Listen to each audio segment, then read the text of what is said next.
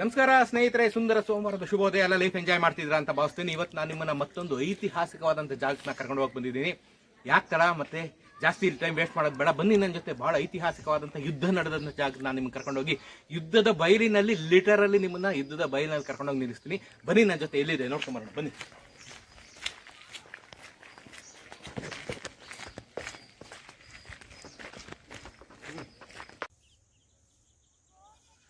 ಸ್ನೇಹಿತರೆ, ನಾನು ನಿಮ್ಗೆ ಆಗ್ಲೇ ಹೇಳಿದಾಗೆ ಇವತ್ತು ನಾನು ನಿಂತಿರ್ತಕ್ಕಂಥ ಜಾಗ ಅತ್ಯಂತ ಐತಿಹಾಸಿಕವಾಗಿ ಬಹಳ ಪ್ರಮುಖವಾದಂಥ, ಅತ್ಯಂತ ವಿಶೇಷವಾದಂಥ, ಘೋರವಾದಂಥ ಯುದ್ಧ ನಡೆದಂಥ ಜಾಗ.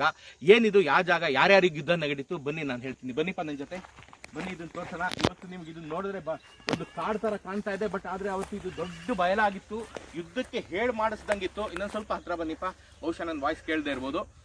ತುಂಬ ದೊಡ್ಡ ಬಯಲಾಗಿತ್ತು ಅವತ್ತು. ಇದು 1696 ಜನವರಿ 5ನೇ ತಾರೀಕು ಔರಂಗಜೇಬನಿಗೂ ಬಿಚ್ಚುಗತ್ತಿ ಭರಮಣ್ಣ ನಾಯಕರಿಗೂ ಯುದ್ಧ ನಡೆದಂಥ ಜಾಗ. 3 ಹಗಲು 2 ರಾತ್ರಿಗಳು ಯುದ್ಧ ನಡೆದಂಥ ಜಾಗ.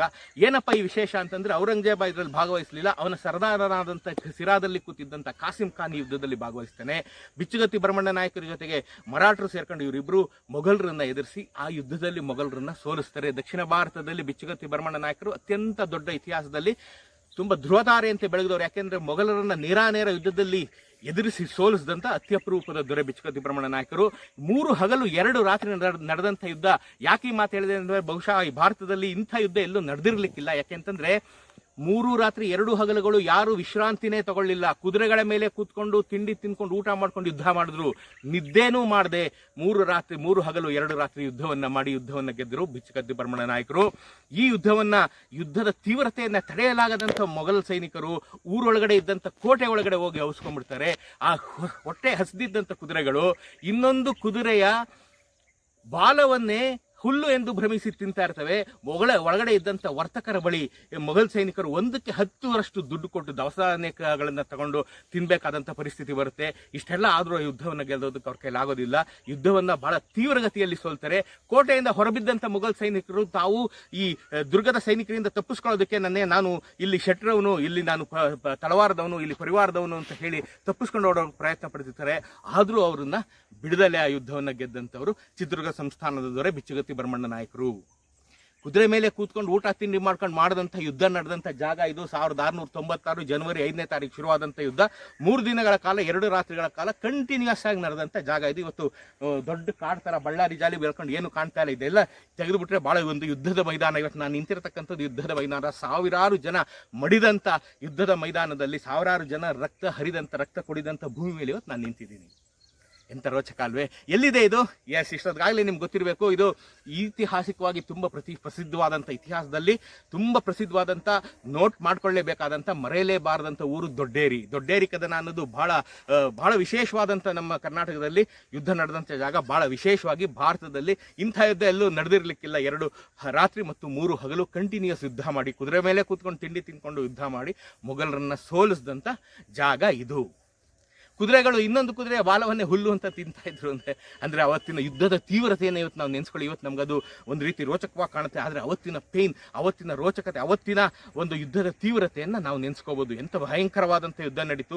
ಅವ್ರನ್ನ ಸೋಲಿಸಲೇಬೇಕು ಅಂತ ಪಣ ತೊಟ್ಟಂಥ ಚಿತ್ರದುರ್ಗ ಸಂಸ್ಥಾನದ ಬಿಚ್ಚುಗತ್ತಿ ಭರಮಣ್ಣ ನಾಯಕರು ಯುದ್ಧದಲ್ಲಿ ವಿಶ್ರಾಂತಿಯನ್ನೇ ಕೊಡದೆ ಒಂದೇ ಸಮ ಯುದ್ಧ ಮಾಡಿ ಮೊಘಲರನ್ನ ಸೋಲಿಸಿದಂಥ ಜಾಗ ಇದು.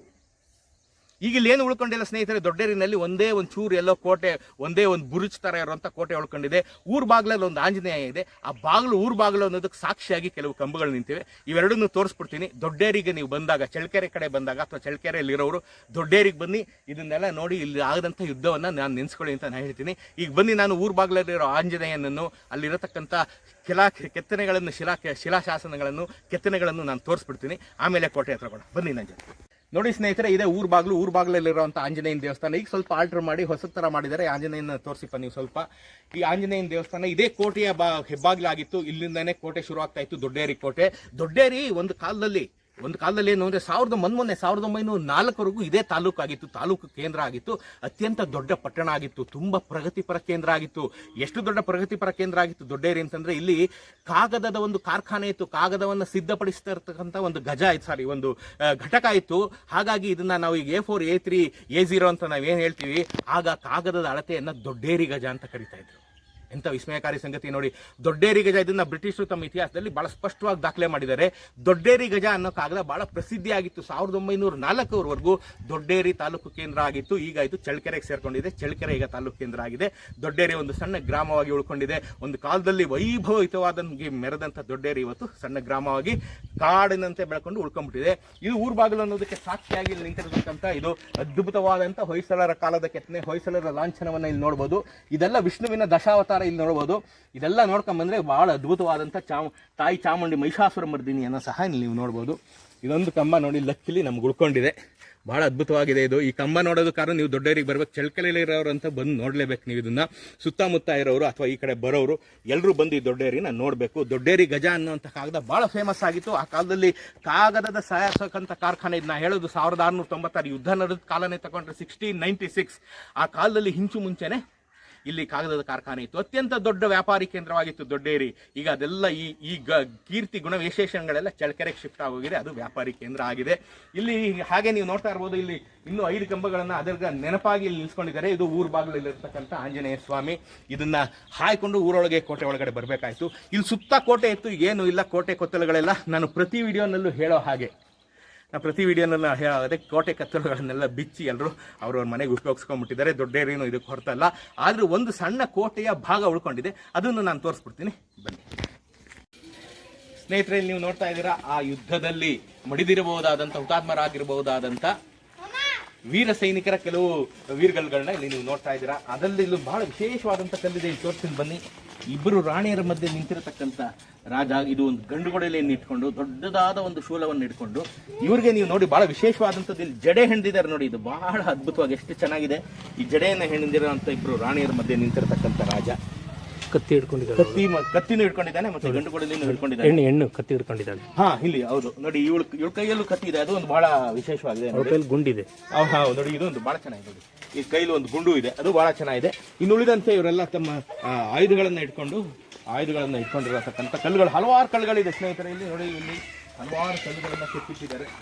ಹಲವಾರು ವೀರಗಲ್ಲುಗಳು ಈ ಯುದ್ಧದ ತೀವ್ರತೆಯನ್ನ ತೋರಿಸುತ್ತೆ. ಹಲವಾರು ವೀರಗಲ್ಲುಗಳು ಎಷ್ಟರ ಮಟ್ಟಿಗೆ ಯುದ್ಧ ಮಾಡಿರ್ಬೋದು ಅನ್ನೋ ತೀವ್ರತೆಯನ್ನು ತೋರಿಸುತ್ತೆ.